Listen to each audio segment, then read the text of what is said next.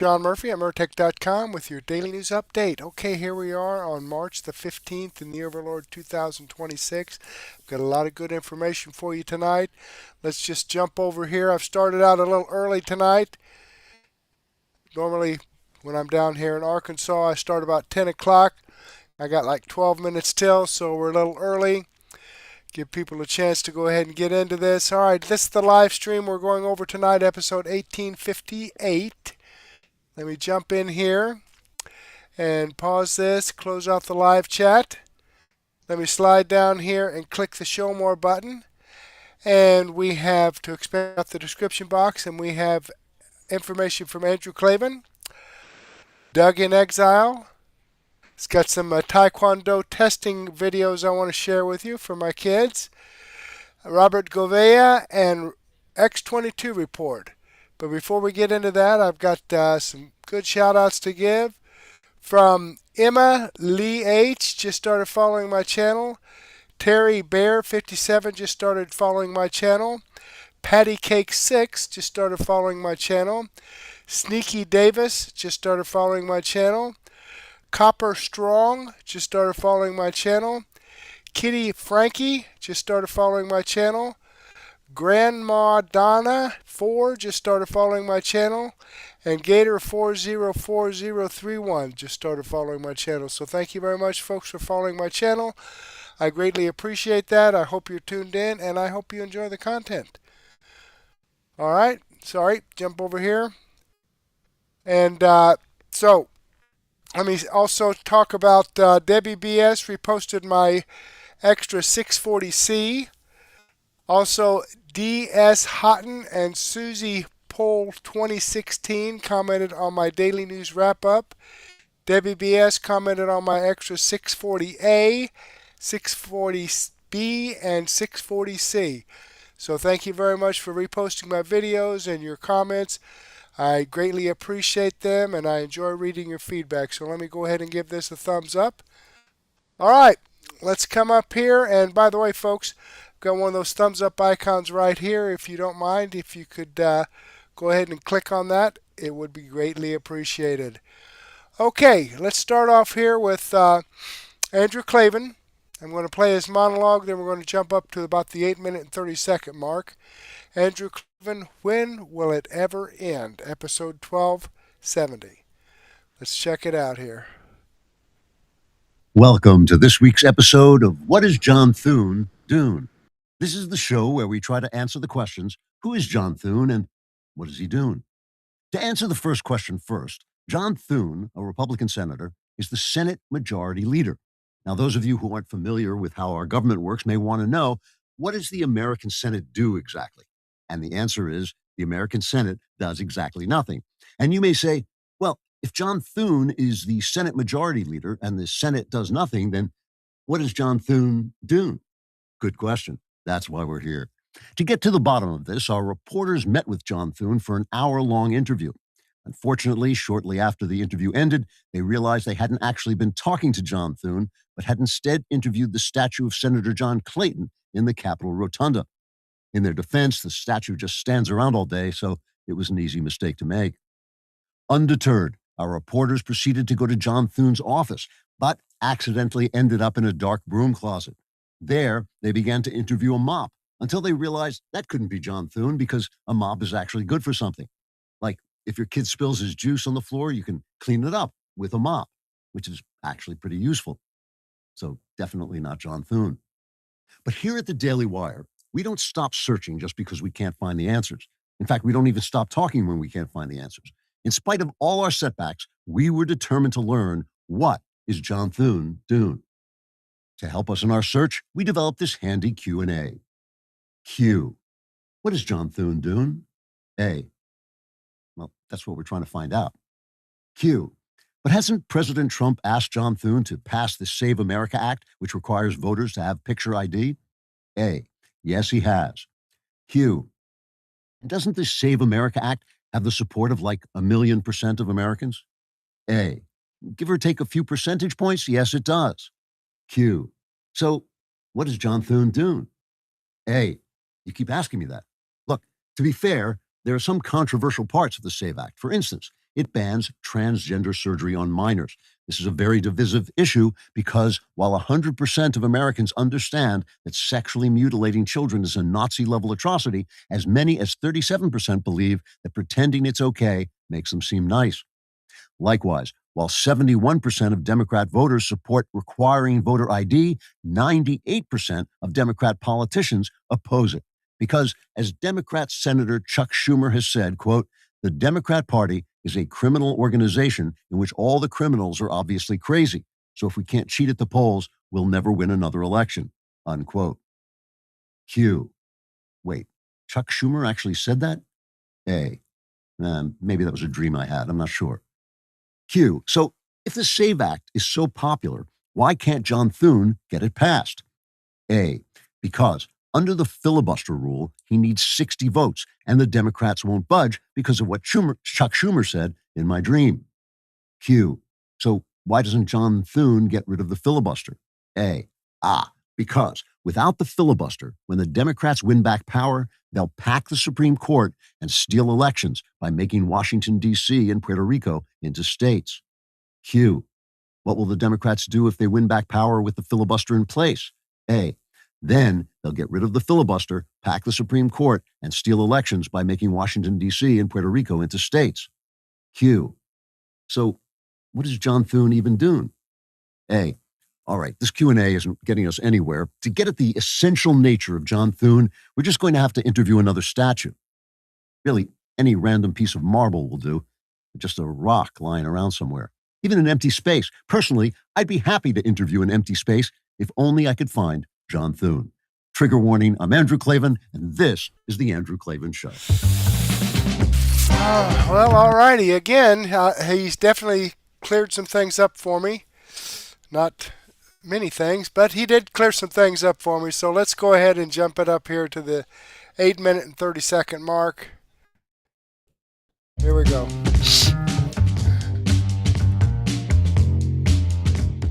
Chapter 1, A Nation of Pansies. So we're all hearing from the media that, the price of gas is skyrocketing because of the Strait of Hormuz is being blocked by Iranian mines, and the MAGA base hates Trump now, and and everything is going to destroy the Republicans' chances in the midterms and all this. And then there's Donald Trump talking about the state of the war in Iran. This is cut 2. They are pretty much at the end of the line. Doesn't mean we're going to end it immediately, but they've got no Navy, they've got no Air Force, they've got no anti-air traffic, anything. They have no systems of control. We're just riding free range over that country. And now we're going to look very strongly at the Straits. The Straits are in great shape. We've knocked out all of their boats.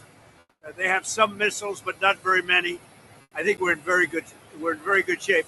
The main thing is we have to win this thing, win it quickly, but win it. And there are many people, I'm just watching some of the news.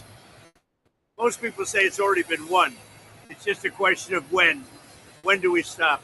We don't want to let it regrow, and ideally would like to see somebody in there that knows what they're doing. In other words, they can build a country. So obviously Trump is always very upbeat about what he's doing.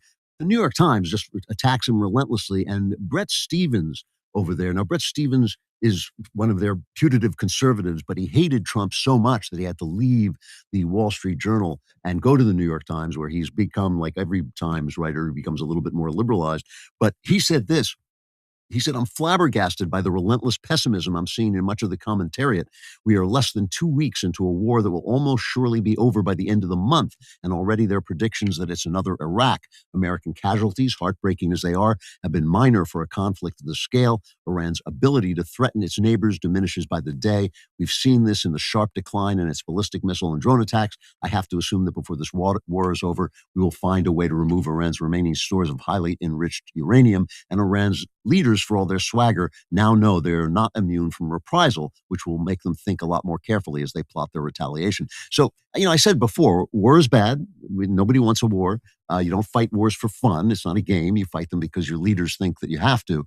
But when you're in a war, you should be in it to win it. And this is something that Trump has been talking about even before, when he was just running for office. Here's just an example of this, is cut 3. We must ensure that our courageous service men and women have the tools they need to deter war, and when called upon to fight in our name, only do one thing: win. We have to win. We have to start winning wars again. I have to say, when I was young in high school and college, everybody used to say, we never lost a war.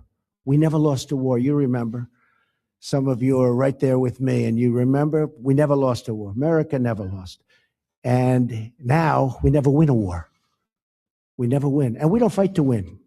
We don't fight to win. So we either got to win or don't fight it at all. You know, this is Trump. Remember, in his first term, he was surrounded by people who were, what can I say, establishment Republicans who were put in place to keep him from accomplishing the things he wanted to do. This time he came back prepared, and now he's got Pete Hegseth, who is obviously at the Department of War. He's God of War, and he says this. I see only what I have come to destroy. Okay, that was a wrong God of War. That was Kratos. But here's Pete Hegseth giving a talk. This is a while back, just as the Iran war was beginning, talking to the joint forces who are going to go fight it. This is cut 5. This is your moment. This is the generational turning point America has waited for since 1979. And since the rudderless wars of hubris, my generation, our generation, endured. Don't listen to the noise. Just stay focused. Our commander-in-chief is steady at the wheel.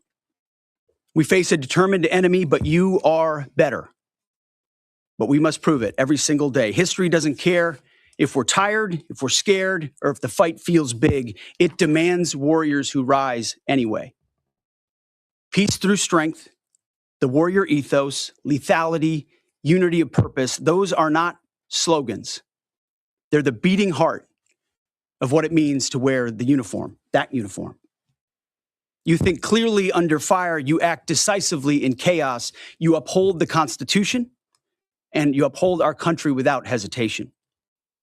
We are not defenders anymore.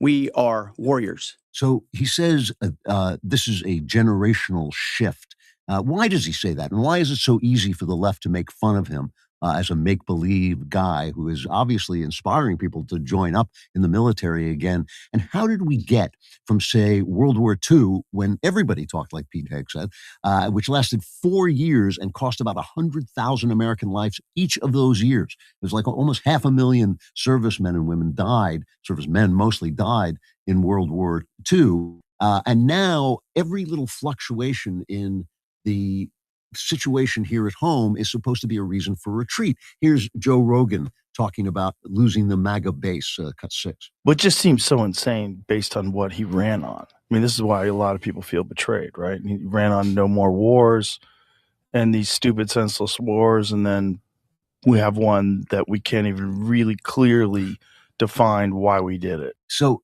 the polls of MAGA people who identify as MAGA, which is a large section of his base, show them they're 90% in favor of what he's doing. 5% are against. I think there's probably some truth among the young who thought they're sick and tired of the war in Iraq, the war in Afghanistan, and not winning, dragging on. But how could anyone think we're never going to go to war again in any place? You go to war out of necessity. Again, it's not something we do. Oh, it's a nice day today, I think I'll go to war. We go to war out of necessity. And obviously Trump, as he has kind of poorly explained, but he has explained, they were building nuclear weapons, and they were using their regular weapons, their missiles, to enforce their will and enforce chaos and bullying in the Middle East. And then, also you have, of course, the wicked Jew haters like Tucker Carlson, after Trump said he wanted unconditional surrender. I'm just trying to get a kind of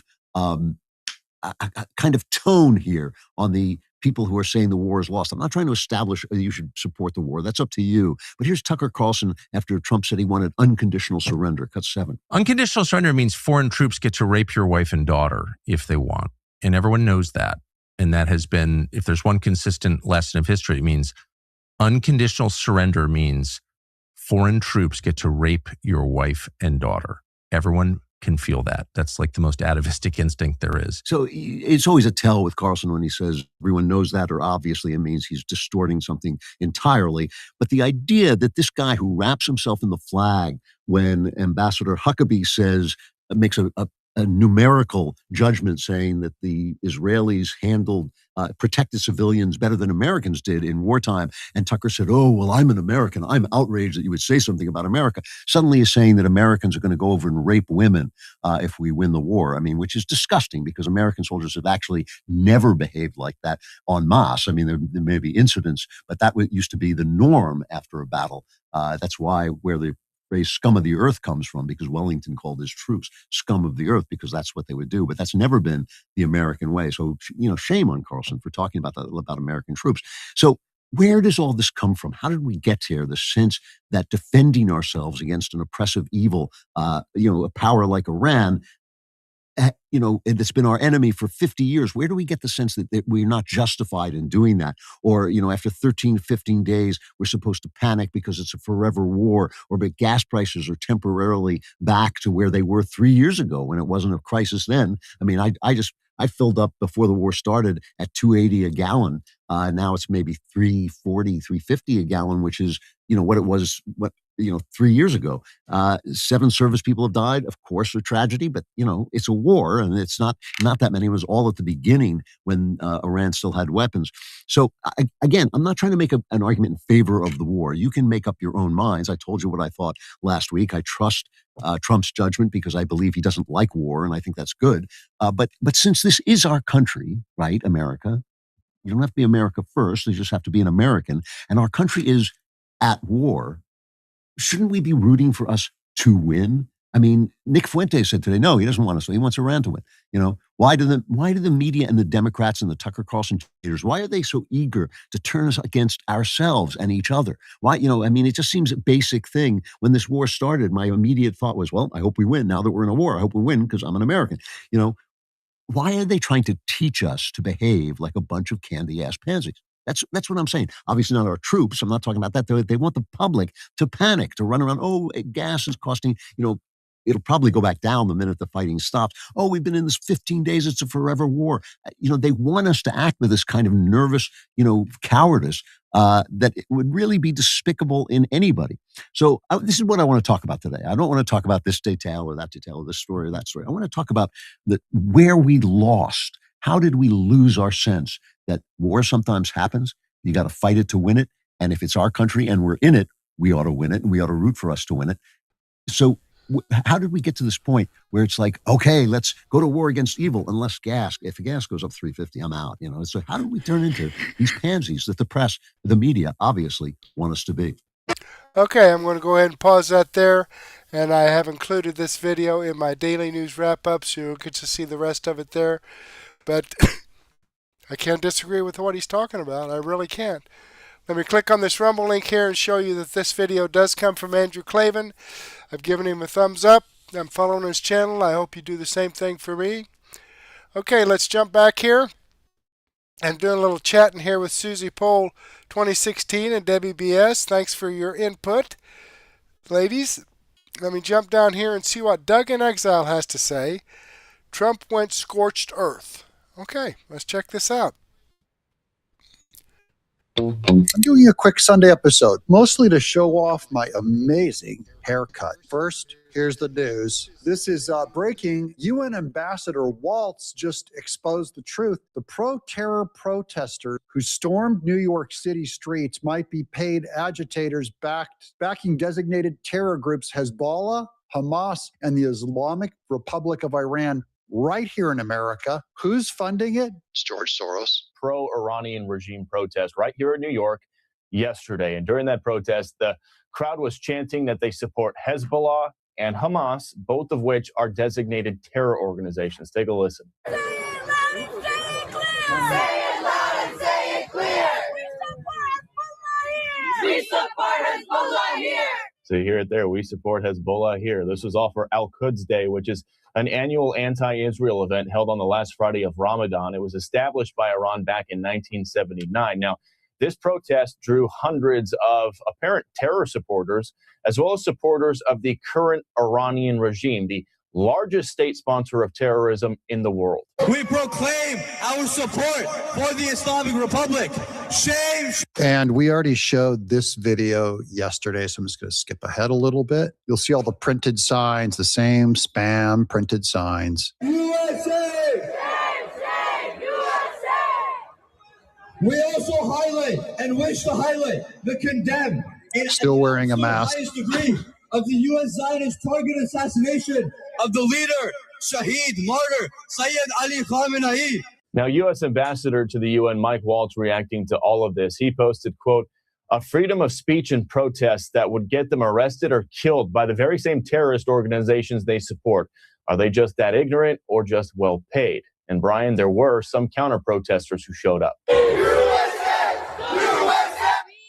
So you hear him just chanting USA there, but Brian, those pro-America counter-protesters went on to call the main group terrorists and said they are all brainwashed. We'll send it back to you. Al-Quds protest, a pro-Iranian protest that was actually canceled here in London. No, Brainwashed pro-Iranian or well paid. You tell me. I think they're well paid. And you'll notice they were waving the counter protesters that were against these leftist radical Islamic lunatics. The counter protesters were Jews and Americans holding up Israeli flags. And then a whole bunch of these Thomas Massey Rand Paul types will go out and call them evil. What do I mean? This one was hilarious to me. This is now that things are unfolding with Iran, it's clear. I think it's safe to conclude that the sharp rise in anti-Israel obsession on social media, I've seen it in my own chat, and I've tried pulling you guys out of that hellfire. It was not organic. I believe the deep state media apparatus went all in on anti-Israel propaganda because they knew this was coming. They knew Trump was going to use the U.S. military and the IDF to purge Iran and their terror proxies in the Middle East. So what are they going to do? They're going to spend a little money online to try and convince you that going into Iran is a bad idea and that the Jews are orchestrating the whole thing.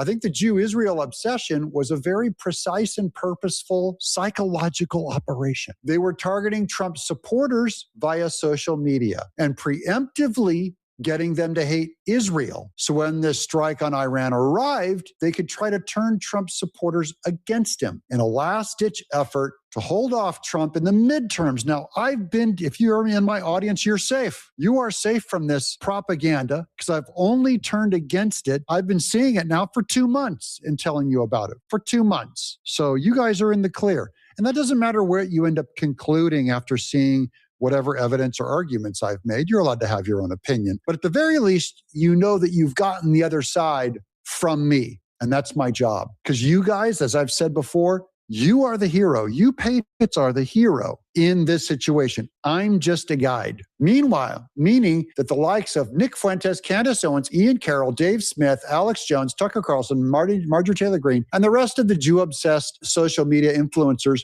were either knowingly or unknowingly, I would say unknowingly, pushing Iranian deep state propaganda. They and all of their followers, supporters are pawns in a military-grade psychological operation, true, to destroy MAGA from within. My concern is with the midterms. I'm a little more okay with division over the war, but if losing the war ends up making us lose the midterms, I'm pro-war. I'm pro this Iranian conflict. And I'm very angry and hostile toward the people that are trying to undermine Trump because I believe they're actually being funded by communist Islamic radical groups to make sure that we lose in 2026. It wasn't an accident. It was a targeted disinformation campaign. And this is my favorite cartoon I've ever seen. This is the paranoid guy going, oh, see, and you look back, it's an alligator dot to dot, and he sees a Jewish star. And this is what it's like to be a conspiracy theorist. You'll start seeing the Jews and Israel in everything. Wait, there's more. Just in, Israel is officially prepping a massive ground invasion of Lebanon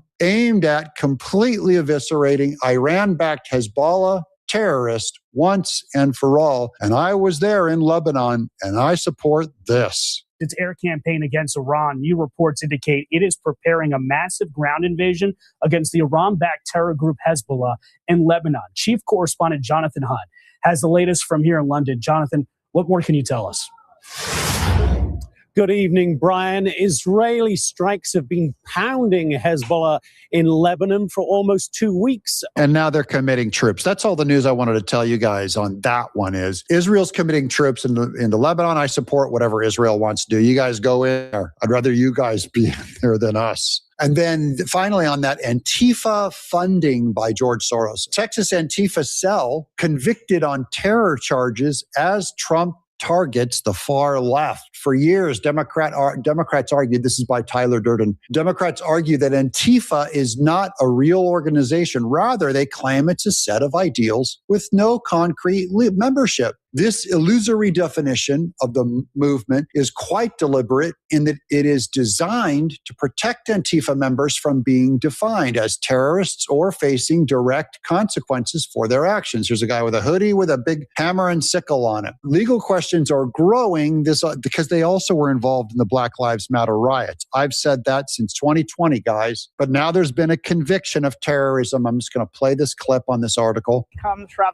the Attorney General, Pam Bondi. Pam Bondi, the superhero of the age. Anyone who tells you different is lying. Wrote, today's verdict on terrorism charges will not be the last as the Trump administration systematically dismantles Antifa and finally halts their violence on America's streets. She refers to it as an organization that has been allowed to flourish in what she calls Democrat-led cities. Out here, though, people in support of those on trial, you can see them. They have been protesting really every day of the trial here, saying this is far worse. The verdicts were far worse than what they were expecting. Their fear, they say, is that anyone who protests the government could now be labeled Antifa. So this is what the hippie liberal socialist protesters are saying, who are protesting the conviction of these 8 terrorists. They're going, we're afraid now that all free speech protests are gonna be stopped. No, not quite. Let me show you this clip. Antifa. We also saw Benjamin Song convicted today of attempted murder for shooting an Alvarado police officer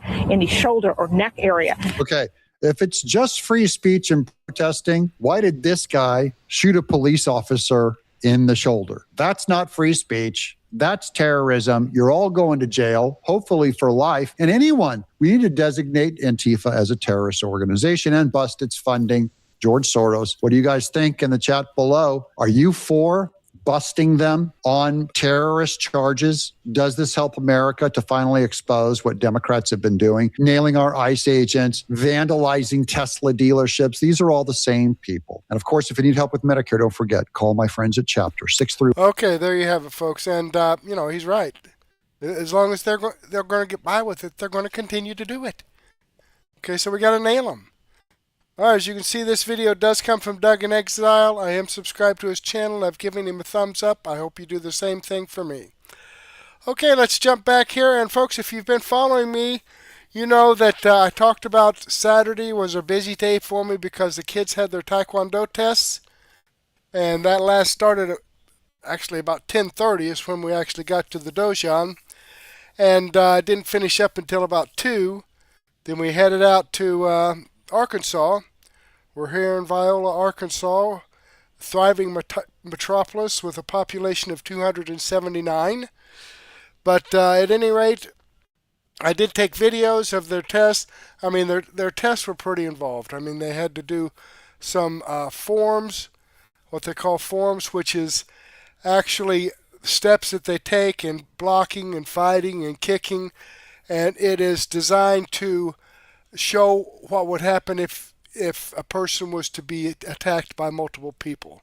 I mean, they throw a block over here, then they do a punch, then they throw a block over here and do a punch, then they turn around behind them and throw a block and some punches and do some kicks.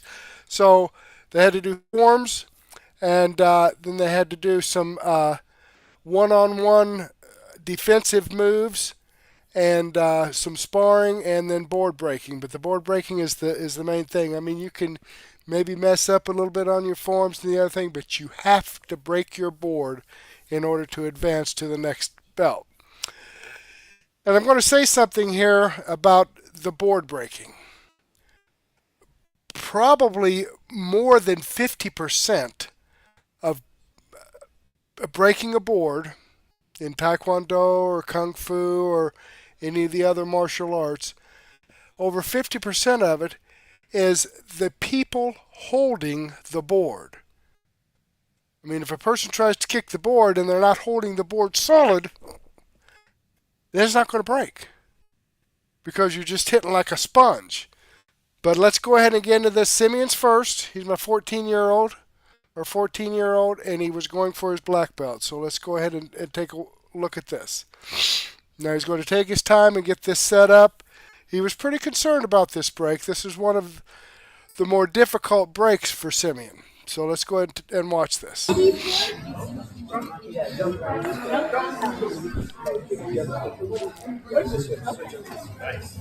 Now watch him hold the board, or try to hold the board. Worry about this one. Don't think about the next one. Jump around, house kick.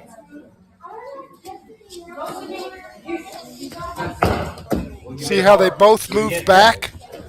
There we go. They held it tight that time. Now he's going to get this one lined up, and he's going to do a couple of practice kicks at it so he can get his bearings, and he's got to spin around and kick this. First time. Good job, Simeon. All right, let's jump back here. Now we're going to do Alina. And for some reason I got her name spelled wrong. Her name is Aleni. I don't know how that happened. I'll fix that here during the next video. Aleni is her. Okay. But anyway, let's take a look at Alina here. Now this is one of the instructors here, Mr. Choi. It's Choi's martial arts. He's the son of the Grand Master. Now watch how he holds the board when she kicks.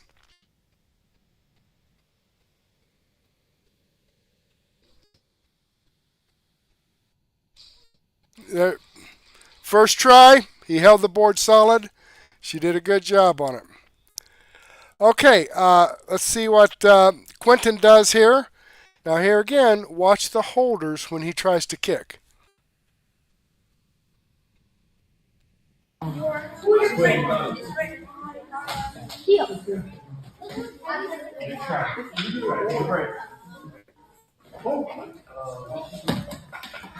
Look at that, how they moved. They moved before he even kicked on that one.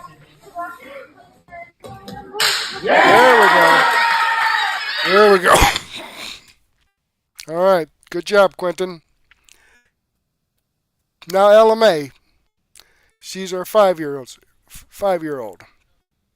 Here we go.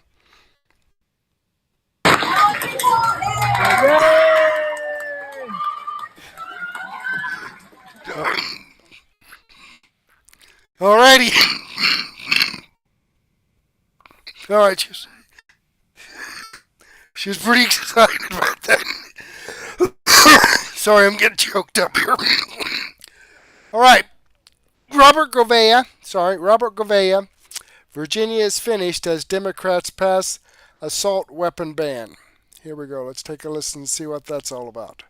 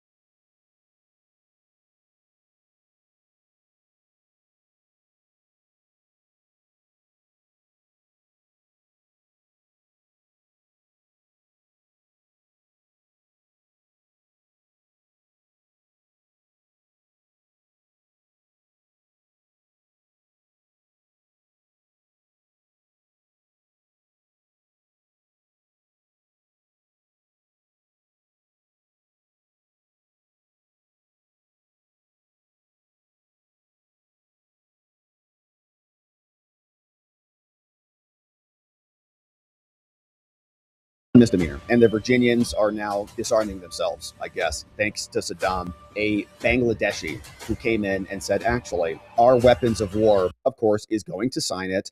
And it is going to be challenged, no doubt about it. There'll be lawsuits flying. This whole thing might go up to SCOTUS again. We've had some very nice rulings out of various other courts of appeals very recently, but they're taking over the whole state out there. And now they're going to say, if you have an assault weapon, they're going to charge you with the crime. And how did this all emerge? Well, this guy right here from Bangladesh. His name is Saddam Aslan Salim. Great. He said that my bill to ban this will be voted on, and they passed it all across the board. When I ran for state senate, I campaigned on this, and I promised that we would make real change in my first term, and together we're going to get this to the governor's desk, and they did. And he has a whole little, pathetic video that he made. Here's a little bit. Them besides offering thoughts and prayers. Oh my gosh. When these weapons of wars were banned in the 90s. Mass shooting went down. This bill makes real change, and we will continue to find ways to take weapons of war off our streets. All right, so he can just deport himself immediately. He's not even from here. He's from Bangladesh. He was born out there.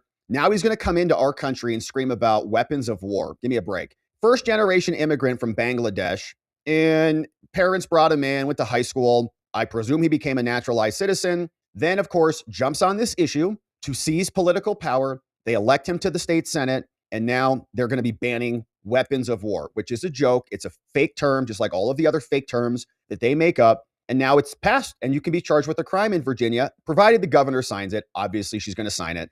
The last time stuff like this came up to the governor's desk, we had Glenn Youngkin in Virginia, and he said, no, I'm vetoing this nonsense. Get the hell out of here. We have a Second Amendment right, and you're not allowed to infringe upon it. That's why it says shall not be infringed. And we've got some amazing Supreme Court precedent in Heller and in Bruin that say that is a sacred right that shall not be infringed. So they're going to make it a class 1 misdemeanor. Let's take a look at the details. I actually have the bill queued up right here so we can see how they're defining some of these things. But here's what the article tells us, saying it's called SB 749. It's now a crime to import, sell, manufacture, purchase, or transfer an assault firearm. Saying the Virginia Assembly now passed this, both houses, and now it's going to the CIA agent Spanberger's desk. Makes it a class 1 misdemeanor to import, sell, or manufacture an assault firearm. What is it? Weapons that are antique, permanently inoperable, or manually operated by bolt, pump, or lever action, or slide action not included. The bill also bans the sale and transfer of large capacity ammunition feeding devices. And we just saw in DC, they had a 10 round magazine cap that was just ruled unconstitutional. Anyone convicted would be prohibited from buying, possessing, or transporting a firearm for 3 years. So they want to hit you with it and then strip you of your right to buy other firearms. And I think this is another big problem too. Like, this is a misdemeanor. You lose your civil rights, your Second Amendment rights for being hit and convicted of a misdemeanor, not a felony. Felony, that's pretty standard procedure. You're convicted of a felony, you lose your civil rights. You can't vote, can't possess a firearm, you serve your term, you finish probation, you come back, you file a motion or a petition, depending on your state, to have your civil rights restored. And then you make your argument to the judge. Hey, it was a nonviolent crime. It was a drug crime. I was transporting narcotics or whatever. And I deserve my Second Amendment rights back. Judges can review your case, see if you've been in trouble again, and restore those rights. But this is a misdemeanor. And now they're going to strip you of that according to Virginia law. This is going to get sued into oblivion, as it should. And here is more. So we have the summary here, but I actually did pull up the full bill so we can take a look at it. And it's amending a bunch of things. So all of these laws are already in place. And as we know, what they'll do is they'll add in language that is in the italics here. So that looks like that's new. And then they'll remove other provisions and they'll cut it out. So what is an assault firearm? They say it references this statute. Let's take a look at what this one is. And a definition. Let's do a control F on this. I thought it would be in the thing. Assault firearm. Here you go. Wow. Means any semi-automatic center fire rifle or pistol which expels single or multiple projectiles by action of an explosion of a bullet, is equipped at the time of the offense with a magazine which will hold more than 20 rounds of ammo, or designed by the manufacturer to accommodate a silencer, or equipped with a folding stock. And it goes on. Firearms that were manufactured 50 years prior to the current date. Firearms are certified. Any other firearms that derive a substantial part of their value for being rare, bizarre, or whatever. Dealer means any person licensed. Firearm means any handgun, shotgun, or rifle that will or is designed to or may be readily converted to expel single or multiple projectiles, handgun, and others. So it's going to be broad is how it is looking. Let's go back to the new bill. Any person who sells, manufactures, or transfers an assault firearm is guilty of a class 1 misdemeanor. Doesn't apply to law enforcement, doesn't apply to certain people, lawful military training, anything that is loaned by gun ranges and things. The transfer is also a problem. For the purposes of this, immediate family member, maybe you can transfer them across your family, but that is sounding very broad. All right, so let's continue. All right, I'm going to go ahead and pause it there, but here again, the Democrats are, it seems like they try to shoot themselves in the in their foot all the time. But I don't know, with the Democrat following that they have, and of course the cheating and fraud in elections, they somehow still get to be in power. Let me click on this Rumble link and show you that this video does come from Robert Gouveia. I am following the channel. I've given him a thumbs up. I hope you do the same thing for me. And I do want to share some information here with you from, let's see here, 1775 Coffee. Let's check this out.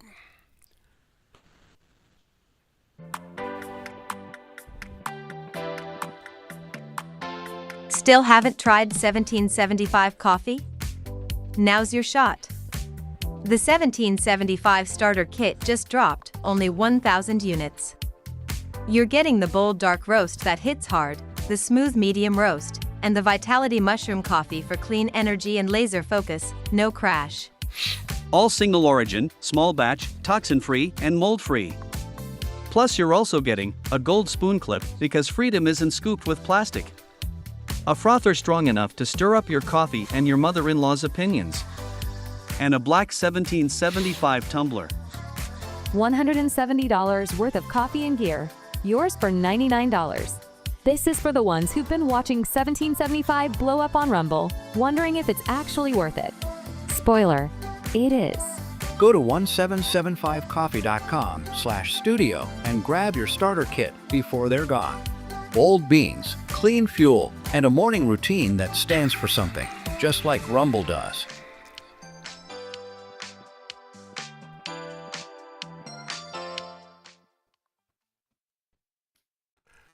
Okay, and I do want to apologize, folks, for the audio not coming through on the beginning of that last video. I mean, this is something that I've had issues with for many times. I mean, I do the exact same thing over and over again, yet I get different results. It's kind of the opposite of insanity, where in definition of insanity is doing the same thing over and over again and expecting different results. I actually do the same thing over and over again. Start the video, share the screen, start the video. I hear the audio through my headphones, but it doesn't get transmitted out for some reason. So I don't know. But at any rate, let's go ahead and scroll down here and see what X22 report has to say. Mr. and Mrs. X, fake news exposed again. Trump will make the deep state feel pain for an eternity. Episode 36. Okay, let's take a listen and see what they have to say. This is on Rumble and Premium, like and I'm sharing it welcome with Mrs. you here. X. Hey, everyone. So, lots been going on in this country. I mean, we're now on a mission, or as President Trump would say, we're on an excursion in Iran. And we're starting to see a lot happen in this country. Number one, we saw the two individuals in New York City who are from Pennsylvania. These two individuals were born in the United States, and they decided they were going to bomb the protest in New York. Yeah, and with homemade bombs. They wanted it to be worse than the Boston bombing years ago. So think about this, that the news, who's supposed to investigate this, have the facts, and tell you what's really going on, they decided to put out, I mean, I guess during their broadcast, to say that these two individuals, and also there was headlines and other things that they put out, that these two individuals, they were going to New York to enjoy the warm weather. Yeah, it was crazy. I mean, that's just ridiculous. I know. Carrying bombs. Yeah, I know. And making it like, oh, you can imagine they just went into like frolic in the city, and then, oh, oops, you get arrested because you bring in bombs that are made at home. CNN is really doubling down on this nonsense. It's really outrageous. I mean, they did that message first, that tweet that they took down, and then they had Abby Phillip, who's, she's always there. And she basically even had said, she also said that they were there to attack Mandami and everything else. Well, meanwhile, that was not the truth. They were there. I think it was a religious protest for Christianity. And that's what they infiltrated I think the individual who was leading the protest was saying everyone's welcome in New York City. I think he was a left person, and he was saying, it's diversity. We're all welcome pro everything. Here. As the individual is throwing a bomb over his head. Yes. I mean, I don't think that protest went too well. But they tried to imply that Yes. that they came there in order to attack Mandami, which was not what they were there to do. And Abby Phillip, she ended up, so then what she did was, initially, she went on to Twitter, and because, of course, CNN, whoever's watching, she gives that misinformation. And then she went into Twitter, and this is her exact tweet. I want to correct something I said last night. The bombs thrown in New York City over the weekend by ISIS-inspired attackers was thrown into a crowd of anti-Muslim protesters and not specifically targeted at Mayor Mandami. That wording was inaccurate and I didn't catch it ahead of time. I apologize for the error. Which, okay, that was her response. But then CNN, I guess, because everyone was calling her on it, and how then she just tried to go and just, if you didn't happen to see it on X, you wouldn't even know. No. And so they did make her actually publicly apologize on CNN the following day, because everyone's finally calling out CNN on this misinformation, because it's really out of hand at this point. No, really, without having X or True Social or Rumble, these other social media platforms, and if we just had Twitter the way it was, and we had YouTube the way it was, and Facebook, Instagram the way it was, no one would ever see this. No, not at all. And that's how they used to control the narrative, because they controlled the social media platforms.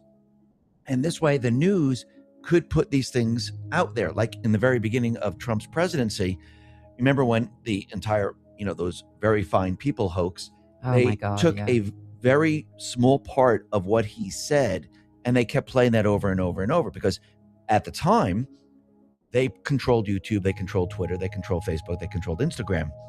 And the news held the narrative during that period of time. And anyone that wanted to speak out against it or showed proof, they were either shadow banned, pushed down so no one would see it, or they were suspended for saying something like that. But now, everything has changed. The fake news, they're losing ratings like crazy. And every time they do this, it's going to get worse and worse for them.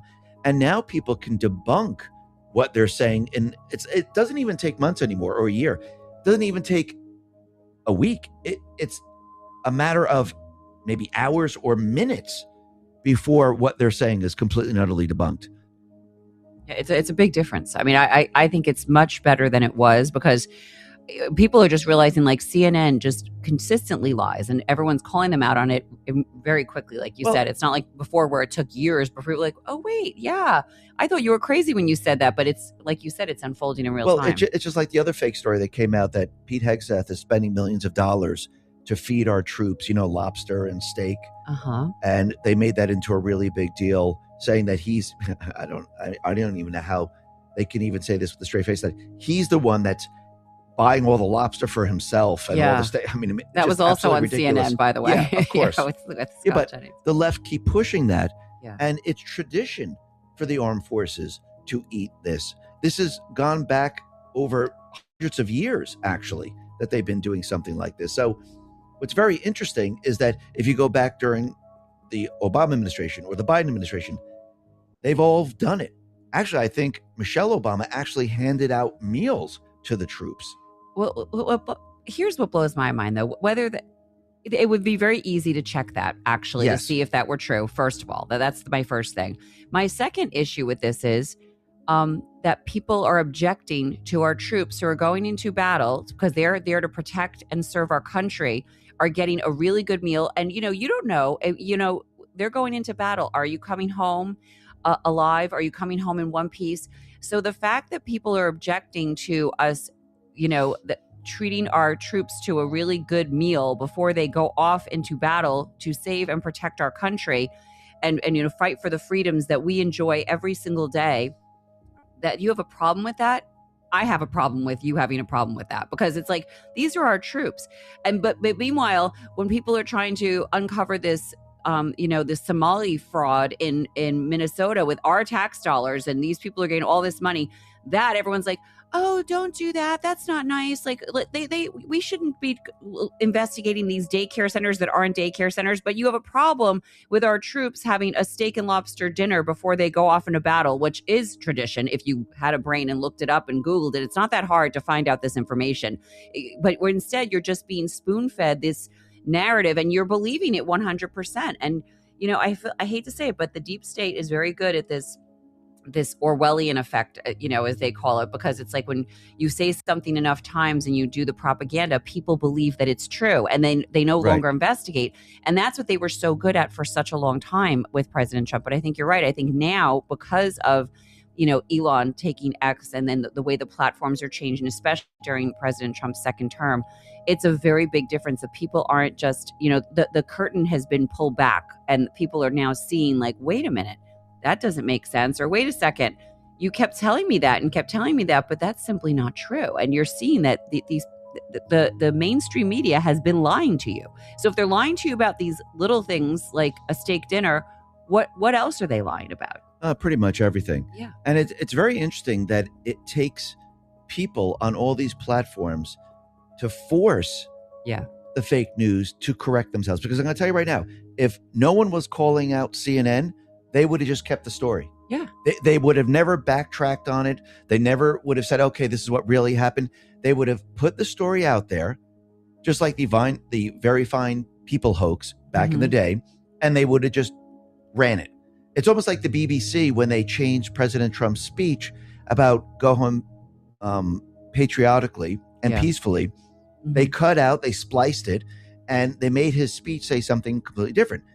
Without people on social media platforms, without everyone looking up the real speech and seeing what he really said and showing, look, this is what they did. They edited it, and here's the real speech. Comparing the two, they wouldn't have changed anything. No. And this is why Trump is continually winning the lawsuits, because they're liars. Well, I think even what's happening, if you see The View, which I mean, I don't watch, I just see clips here and there, but they brought Elizabeth Hasselbeck back, ironically, because they were getting into such hot water, because you know how there's that whole rule now, like if you're going to talk about something politically, you have to show both sides of it, kind of thing. But I guess because The View has been so one-sided, and so again, like, I don't want to say covering up the truth, they're just leaving out like key pieces of information and just skewing it all to their narrative, their one viewpoint. So they brought her back to kind of save face, because I think that ABC was worried about getting in trouble with that, because there are rules with that in terms of the politics thing and showing both sides. Well, you have to give equal time. But they weren't doing that, and I think they were getting into trouble. So they brought her back, because she was always the conservative of the show, kind of thing, like a real one, allegedly. I mean, I don't know. I don't watch it. I don't watch it at all. But it's that's interesting. The whole thing is that people do. A lot of these shows are very, very slanted. Yes. And they don't want to, show both sides.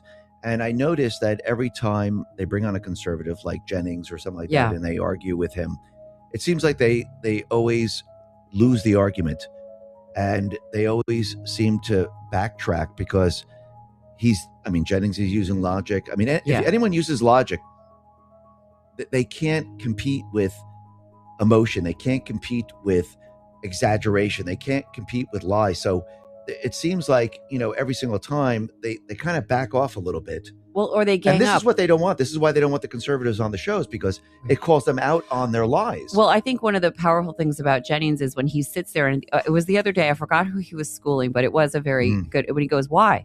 But why? But why? And he just kept saying it, because they can't give you reasons. And see, this is where it falls apart, because I think, this is how I grew up anyway. And I think it's how I think most conservative people, I might not agree with you, but let's have a discussion. Like, let's talk about it. And I think that what happens is when you try to have a discussion or explain to somebody who has a different viewpoint than you, a liberal or whatever, they don't want to hear your argument. They just want to yell in your face. They want to scream at you. They walk away. They stomp their foot. They get a little violent about it, because they don't want to sit and have a logical conversation. If you feel that way, it's your right to feel that way, but be able to defend why you feel that way. They don't even know, though. I think that's what's upsetting. Actually, we were talking about this the other day. We were. And what happens is with the left, the brainwashing has been happening for quite a while. And basically especially those people that learned about all different genders, or they're brainwashed about the left and everything about Trump and everything like that. As soon as you start to question them on their brainwashing, and if you go back to the 1970s, we've said this many times before, and you remember the cults. You remember when they took people and they brainwashed them, and they were part of the cult, and then the parents would go in and they would rescue these people, rescue the children, their children, bring them back. They had to deprogram them, and every time they tried to deprogram them, and they introduce facts, they introduce that this isn't real, the brainwashing kicks in. And it's like a defense mechanism, because everything they believe, everything they know, that their brain just can't handle that it's not true. Right, that it's being challenged. Right. It's the same thing with the left right now. When you challenge them, their brain goes into defense mode.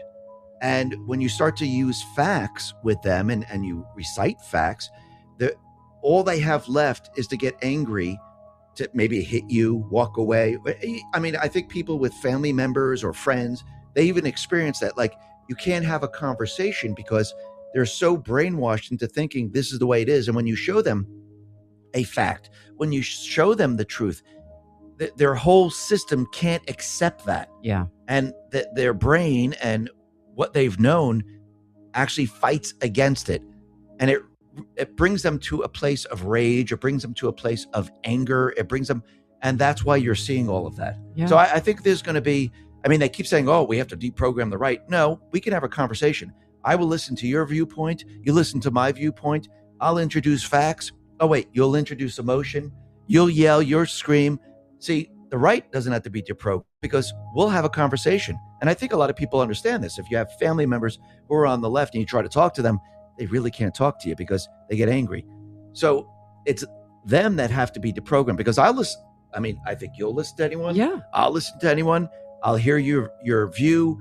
I will talk to you. I will introduce facts. I want you to introduce facts, but that's where it breaks down. Well, it's even happening within the movement, though. I want to say, like, within the right, because I am seeing a lot of these people, these influencers that are, you thought they were part of the being on the right or the conservative side, but they're actually using these same tactics and trying to divide through emotion and things that are not facts. And, it's upsetting to see, because, like I said, I say this all the time, we have to stay together, especially as we approach the midterms, and being divided in the party is not a good thing. Well, and it's there's unfortunate also that people are fake taking people advantage. That's what I'm saying. They're taking advantage. Part of the right. Well, and they're getting.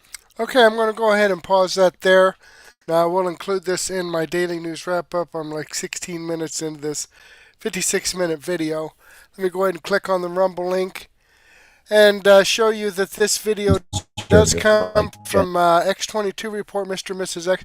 And I like sharing Mr. and Mrs. X because it's like they're just sitting and, talking and saying the same thing that, I've been thinking.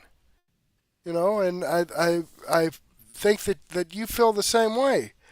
Real News DFW, I'll agree with you, Real News DFW.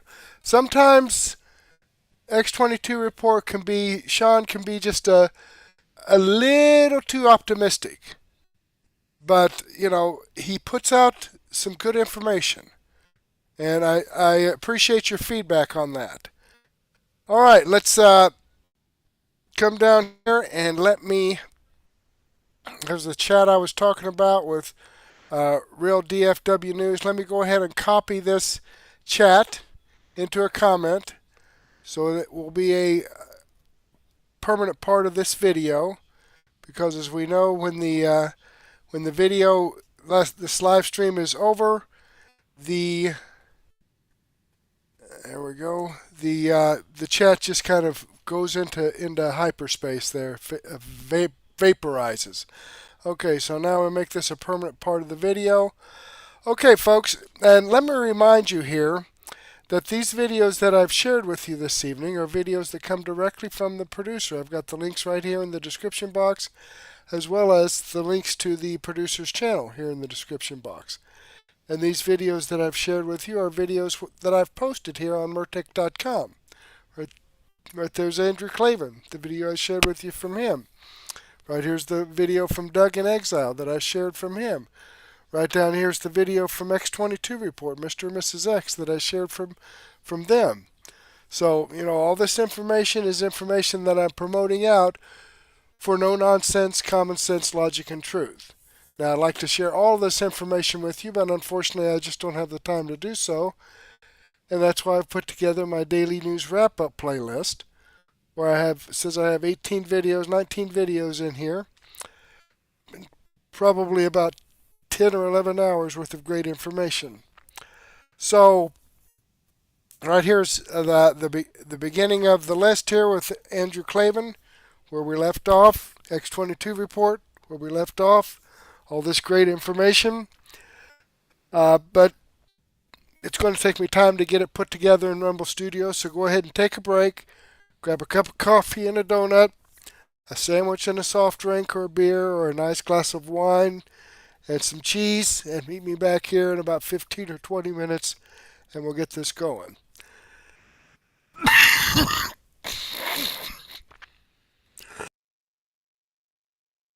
Excuse me. But in the meantime, I do want to thank you for being here with me. Hopefully, I'll get to see you again later. And may God bless.